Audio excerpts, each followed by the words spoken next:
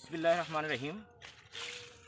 আমার এই প্রতিবেদনটা দেশে এবং দেশের বাইরে যে যেখান থেকে দেখছেন তাদেরকে সকলকে জানাই আমার আন্তরিক সালাম, আসসালামু আলাইকুম। আপনারা দেখছেন আমি লতিটার বোঝা বাঁধছি। আমাদের দেশের আঞ্চলিক ভাষাকে এটা বোঝা বলে, অনেক দেশে আটিও বলে। যাই হোক, যে যাই বলুক সেটা বিষয় না। আমি আপনাদের কাছে একটি জিনিসই দেখাচ্ছি এবং দেখানোর চেষ্টা করছি যে দেখুন আমার সারা জমিনেতে কেমন পরিমাণ লতি হয়েছে এবং লতিগুলা কি পরিমাণ হয়েছে, কি পরিমাণ সুন্দর হয়েছে, কেমন মোটা তাজা হয়েছে। আমি এই প্রতিবেদনটা করছি।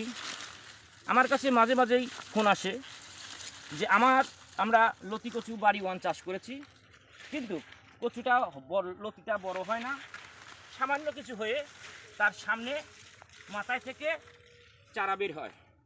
তাই আমি সেই সব দর্শকের উদ্দেশ্য করে বলছি, দেখুন তো আমার প্রতিটি কচু লতি কিভাবে কত বড় হয়েছে, দেখুন কত বড় হয়েছে, তারপরেও কেমন মোটা হয়েছে। আপনি প্রত্যেকটাতে দেখুন কেমন মোটা হয়েছে, কত বড় লম্বা হয়েছে। তাই আমি আপনাদের বলছি, যদি আপনারা চাষ করেন তাহলে অবশ্যই ভালো করে করবেন এবং ভালো মানের করবেন, তাহলে আপনারা অবশ্যই আমার মতনই আপনারা লাভজনক একটি চাষ করতে পারবেন। তাই আপনারা যেখান থেকেই হোক, যদি কেউ চাষ করতে চান তাহলে আপনারা অরিজিনাল লতি বাড়ি ওয়ান কচু এটা দেখে তারপরে চাষ করবেন।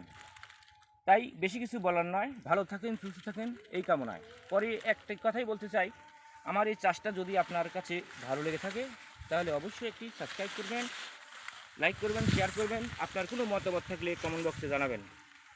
ভালো থাকেন, সুস্থ থাকেন এই কামনায়। আল্লাহ হাফিজ।